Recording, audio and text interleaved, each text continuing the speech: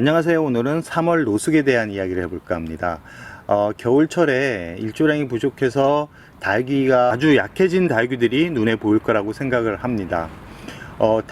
저도 처음에 다육이를 키웠을 때 일조량에 대한 부분을 생각을 하지 않고 키우다 보니까 생각대로 예쁘게 성장을 하지 않는 아이들이 많았습니다. 그러고 3월이 들어서 일조량이 다육이를 예쁘게 만든다는 지식만 있을 뿐 이 적응 훈련이라는 것을 모르는 상태에서 다육이를 햇살에 내몰았다가 결국은 화상으로 다 죽였던 기억도 많이 나는데요. 아마 다육이를 처음 시작하시는 분들은 오늘 이야기는 절대 잊어먹으면 안 된다라는 말씀을 드리고 싶습니다. 지금 영상에 보이는 품종 같은 경우는 제 거는 아니고요. 같이 공룡 피킨장에서 아마 처음 다육이를 가지고 오신 분들 그런 다육이인 것 같습니다. 처음에 이 자리를 잡을 때 강한 햇살에 이 상태로 내몰면 속으로 다 화상을 입거나 죽을 가능성이 높을 건데 라는 생각을 하지만 쉽게 이런 정보를 얘기해 주면 오히려 기분이 상할 것 같아 가지고 말씀은 드리지 않았는데, 역시나 일주일 후에 지금 와서 본 모습은 완전 너무 안타깝습니다.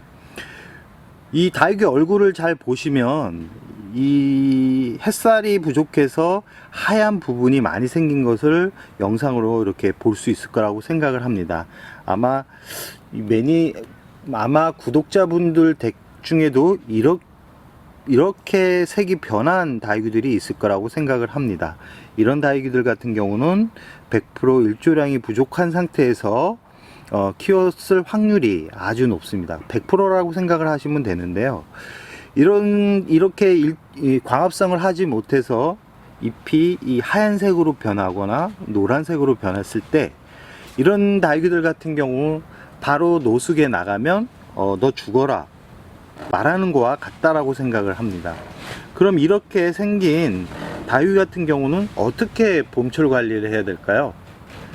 가장 쉬운 거는 한 달 정도는 그냥 그늘에 두세요. 그늘에 두시는데 햇살을 아예 받지 않으면 이 아들 같은 경우 절대 여름을 나기가 쉽지 않기 때문에 대부분 이 실외기 같은 데 보면 햇살이 들어오지 않는 공간이 있는데 간접광이라 그러죠. 간접광이 나오는 곳이 있을 겁니다. 그런 곳에서 한 달 정도는 이 다육이의 원색이 나오게, 초록빛색이 나오게 만든 후에 이 노숙에 완전한 노숙으로 들어가야 됩니다.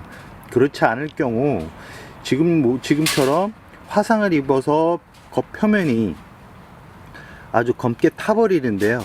이렇게 화상을 입어서 죽지는 않습니다. 죽지는 않는데 이런 화상이 없어지려면 최소 1년 이상, 2년 이상이 걸리기 때문에 어렵게 키웠던 다육이를 이 화상으로 마음 아파하는 일이 많아질 확률이 아주 높습니다.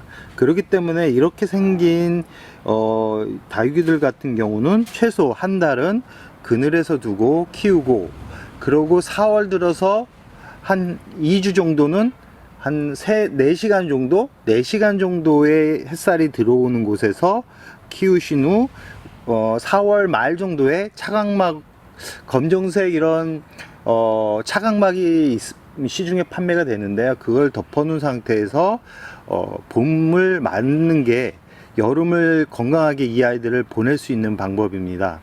아니면 지금 영상에 보시면 아시겠지만 지금 이 상단에서 키우시다가 아마 이제 화상을 입어서 이렇게 이제 다이 밑에 방그늘에서 이렇게 내려놓은 상태인데, 처음부터 이렇게 방그늘에 들어왔다 그러면 이 아이들이 화상을 입지 않은 상태에서 광합성 작용을 하면서 원 초록색으로 이렇게 옷을 갈아입었을 텐데 갑작스러운 햇살 노출로 인해서 이렇게 폭탄을 맞은 그런 상황이 되어 버렸습니다.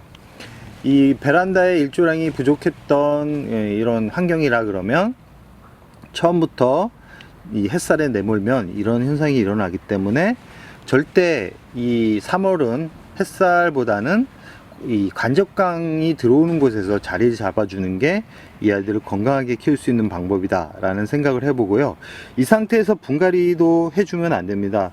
뿌리 상태가 워낙 약해져 있는 상태고, 이 상태에서 또 물을 주어버리면 물음병이 올 확률이 50% 이상이 되기 때문에 절대 물과 분갈이를 하지 않은 상태에서 한 달 이상은, 3월 한 달 이상은 꼭 이 간접광이 놓인 환경에서 키우시기 바랍니다. 그리고 4월 들어서 한 4시간 정도 되는 일조량을 쏘아준다 그러면 이 건강하게 여름을 나고 가을에는 본 얼굴로 탈바꿈을 할 거라고 생각을 합니다.